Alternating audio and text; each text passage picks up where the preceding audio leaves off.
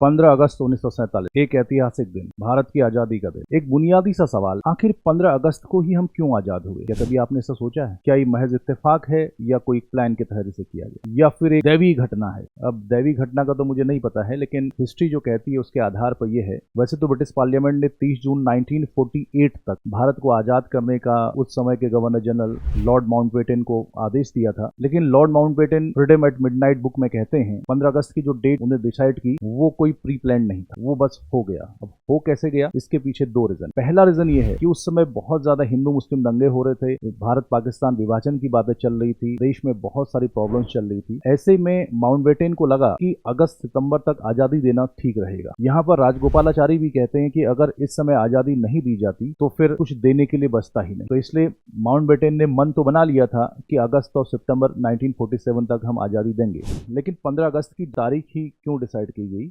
जब माउंटबेटन से पूछा गया, माउंटबेटन कहते हैं कि 15 अगस्त जापान के द्वारा सेकेंड वर्ल्ड वॉर में जो समर्पण किया गया था, सरेंडर किया गया था, उसकी दूसरी एनिवर्सरी थी, वर्षगांठ थी। और जापान ने जब सरेंडर किया था तो ये साइन माना गया कि सेकेंड वर्ल्ड वॉर खत्म हो गया है। और उस जापान के उस सरेंडर में लॉर्ड माउंटबेटन की भी भूमिका थी, तो उनके लिए वो एक बहुत बड़ा दिन था। इस वजह से उन्होंने 15 अगस्त को ही डेट निर्धारित की और भारत 15 अगस्त को आजाद हो गया।